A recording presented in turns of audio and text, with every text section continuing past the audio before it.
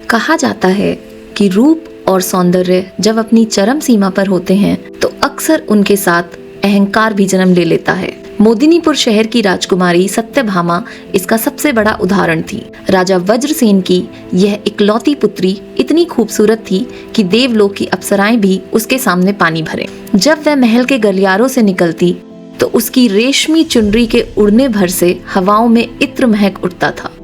विधाता ने उसे केवल रूप ही नहीं दिया था, बल्कि वह प्रचंड बुद्धि की धनी भी थी। जहां पर इतना सब हो वहां घमंड का आना तय है। सत्यभामा ने एक कठोर प्रण ले रखा था, मैं उसी पुरुष से विवाह करूंगी जो मेरे 10 जटिल प्रश्नों के बिल्कुल सही उत्तर देगा और मुझे चौसर के खेल में मात देगा। अगर ऐसा कोई मर्द इस धरती पर नहीं है तो मैं ताउम्र कुंवारी रहना पसंद करूंगी। राजकुमारी का नियम बेहद खौफनाक था।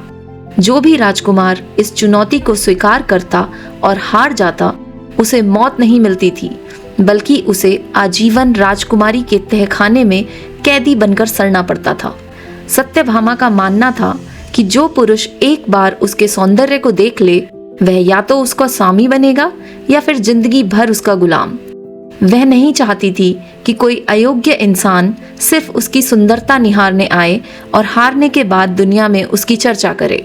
इस खौफनाक शर्त के बावजूद कई राजकुमारों ने अपने गुरूर में आकर परीक्षा दी और हमेशा के लिए उसके तहखानों में कैद हो गए।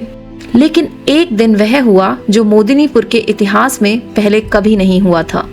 सत्यभामा के कैदखाने से एक राजकुमार किसी तरह अपनी जान बचाकर भाग निकला, लेकिन सत्यभामा के रूप का जादू उसके सिर पर ऐसा चढ़ा था कि वह आजाद होकर भी आजाद नहीं था।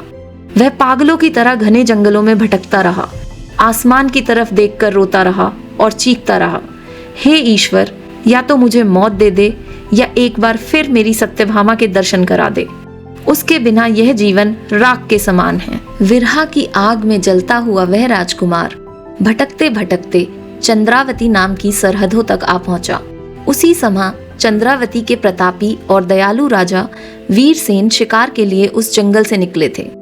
उन्होंने एक पेड़ के नीचे एक युवक को विलाप करते देखा। राजा वीरसेन उसके करीब गए और बड़ी आत्मीयता से पूछा, हे नौजवान, तुम पर ऐसी कौन सी विपदा टूट पड़ी है कि तुम्हारे आंसुओं से यह धरती भीग रही है? राजकुमार ने रुंधे गले से कहा, मुझसे मेरा हाल मत पूछिए राजन, मेरे प्राण सूख रहे हैं। मुझे इन पेड़ों में, हवाओं में बस उसी का चेहरा नजर आता है। राजा वीरसेन समझ गए कि यह पीड़ा किसी गहरे प्रेम की है। उन्होंने राजकुमार को धीरज बंधाते हुए कहा, मित्र, अपने हृदय का सारा बोझ मेरे सामने रख दो। मैं वचन देता हूँ कि तुम्हारी पीड़ा दूर करने का हर संभव प्रयास करूंगा। राजकुमार ने राजा को मोदिनीपुर और राजकुमारी सत्यभामा का पूरा किस्सा कह सुनाया। वीरसेन उसे सांत्वना देकर अपने साथ राजमहल ले आए। अब यहाँ आपको राजा वीरसेन के बारे में एक बात जान लेनी चाहिए। राजा वीरसेन महान गुरु गोरखनाथ के परम शिष्य थे। उनकी सेवा से प्रसन्न होकर गुरु गोरखनाथ ने उन्हें एक चमत्कारी हीरामन तोता भेंट किया था। यह तोता कोई साधारण पक्षी नहीं था, बल्कि वेदों और शास्त्रों का ज्ञान रखता था। राजा वीरसेन कोई भी बड़ा फैसला अपने इस विद्वान तोते से सलाह लिए बिना नहीं करते थे। महल पहुंचकर राजा ने राजकुमार को आराम कक्ष में ठहराया और सीधा अपने तोते के पास जाकर राजकुमार की सारी व्यथा सुना दी। तोते ने राजकुमार को अपने पास बुलवाया और कहा, हे मूर्ख मित्र, तुम एक स्त्री के पीछे अपने प्राण क्यों दांव पर लगा रहे हो? उस सत्यभामा में केवल बाहर की चमक है, भीतर से वह विष से भरी हुई है।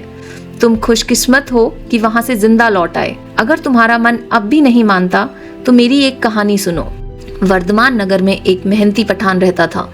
उसकी पत्नी बला की खूबसूरत थी, लेकिन उसका चरित्र कोयले से भी काला था। उस स्त्री का गांव के ही एक दुष्ट और नीच व्यक्ति भैरव के साथ चक्कर चल रहा था।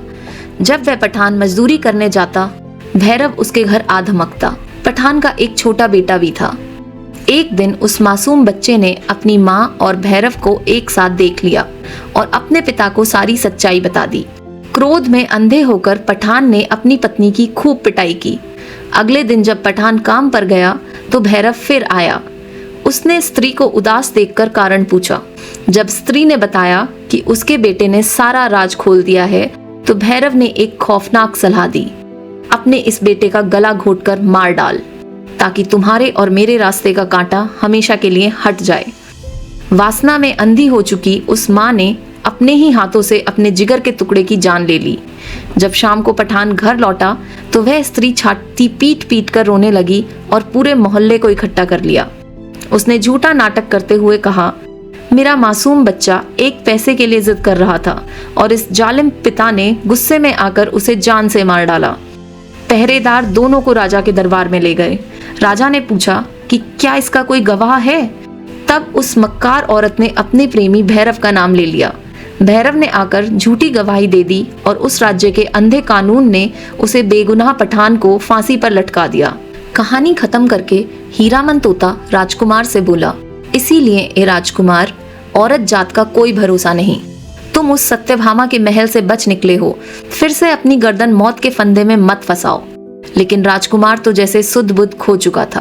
उसने ठंडी आह भरते हुए कहा, हे हीरामन, चाहे मेरे प्राण निकल जाएं, पर मेरी सांसें तभी जुड़ेंगी जब सत्यभामा मुझे मिलेगी। यह देखकर राजा वीरसेन का हृदय पसीज गया। उन्होंने ऐलान कर दिया, जब तक इस दुखी प्रेमी का उसका प्यार नहीं मिल जाता, मेरा अन्न जल हराम है। मैं खुद मोदिनीपुर जाऊंगा और उस राजकुमारी के 10 सवालों के जवाब दूंगा। राजा तुरंत तैयारी करने लगे, लेकिन समझदार तोते ने उन्हें रोका। महाराज रुकिए, क्या पता सच में कोई मोदिनापुर शहर हो भी या नहीं? क्या पता सत्यभामा नाम की कोई हस्ती है भी या नहीं, या सिर्फ एक छलावा है? बुद्धिमानी इसी में है कि पहले आप मुझे वहां जाने दें, मैं हालात का जायजा लेकर लौटूंगा। राजा को तोते की बात जच गई। उन्होंने अपने हाथों से तोते के पंखों में बेशकीमती हीरे मोती पिरोए और उसे विदा किया। कई दिनों तक हवाओं का सीना चीरते हुए आखिरकार हीरामन मोदिनीपुर जा पहुंचा और सीधे राजकुमारी सत्यभामा के महल की मुंडेर पर जाकर बैठ गया। सत्यभामा की नजर जब उस हीरे मोतियों से जड़े खूबसूरत तोते पर पड़ी तो वह दंग रह गई। उसने पूछा, हे सुंदर पक्षी, तुम किस लोक से आए हो और तुम्हारा यहाँ आने का प्रयोजन क्या है? तोते ने निडर होकर जवाब दिया, हे रानी, मुझे चंद्रावती के प्रतापी राजा वीरसेन ने भेजा है। मैं तो बस यह देखने आया था कि मोदिनापुर की जिस राजकुमारी के हुस्न के चर्चे हैं, क्या वह सच में इतनी सुंदर है? लेकिन रानी, मुझे एक बात सच सच बताना, तुम इतनी खूबसूरत होकर भी इतनी उदास क्यों हो? तुमने ऐसे कौन से पाप किए हैं? तोते के मुंह से इंसान जैसी और इतनी बेबाक बातें सुनकर सत्यभामा सतर्क हो गई। उसके कुटिल दिमाग ने सोचा, यह कोई साधारण तोता नहीं है, जरूर यह कोई राजकुमार है जो मायावी विद्या से तोता बनकर मेरे महल का भेद लेने आया है। इसे जिंदा नहीं छोड़ना चाहिए। उसने तुरंत अपने चेहरे पर एक झूठी उदासी ओढ़ ली और मीठे स्वर में बोली, हे महाराज, इंसान जन्म से ही पापी होता है। मैंने अपना जीवन साथी ढूंढने के लिए कई देशों में दूत भेजे, लेकिन मेरी बराबरी का कोई नहीं मिला। शायद विधाता ने मुझे अकेले रहने का ही श्राप दिया है। तोता उसकी बातों में आकर पिघल गया। हे राजकुमारी, विधाता ने तुम्हारी जोड़ी हमारे महाराज वीरसेन के साथ बनाई है, तुम मेरे साथ चलो। राजकुमारी ने और मीठा जहर उगलते हुए कहा, हे तोते, मुझे तुम पर पूरा विश्वास है। तुम मेरे पास आओ, मेरी यह अंगूठी ले जाओ और अपने राजा को दे दो। मैं उनकी दासी बनकर रहूंगी। तोते ने झिझकते हुए कहा, नहीं, मैं तेरे करीब नहीं आऊंगा। मैंने सुना है तू एक मक्कार और जालिम स्त्री है जो मर्दों को कैद कर लेती है। राजकुमारी ने अपनी आंखों में झूठे आंसू भरकर ऊपर वाले की कस्में खाईं। मैं बिल्कुल सच कह रही हूँ। मैं तुम्हारी मेहमान नवाजी करना चाहती हूँ, तुम डरो मत। तोते को उस पर विश्वास हो गया। जैसे ही वो उड़कर उसके करीब गया, राजकुमारी ने झपट्टा मारकर उसे कस कर पकड़ लिया। उसकी आंखों में एक शैतानी चमक आ गई और वह जोर से चिल्लाई, हे दासियों, जल्दी से एक तेज छुरी लाओ और इस जासूस पक्षी की गर्दन काट दो। यह तंत्र मंत्र करके मेरा भेद लेने आया है। तोते को अपनी गलती का एहसास हुआ। उसने सोचा, बेवजह ही इस टायन से बहस करने लगा, अब यह मुझे जीवित नहीं छोड़ेगी। लेकिन हीरामन अपनी बुद्धि के लिए जाना जाता था। उसने तुरंत एक चाल चली और बोला, हे रानी, मेरा नाम हीरामन है। मैं कोई बहरूपिया नहीं हूँ। मैं महान तंत्र गुरु गिरी विश्वनाथ का सबसे प्रिय शिष्य हूँ।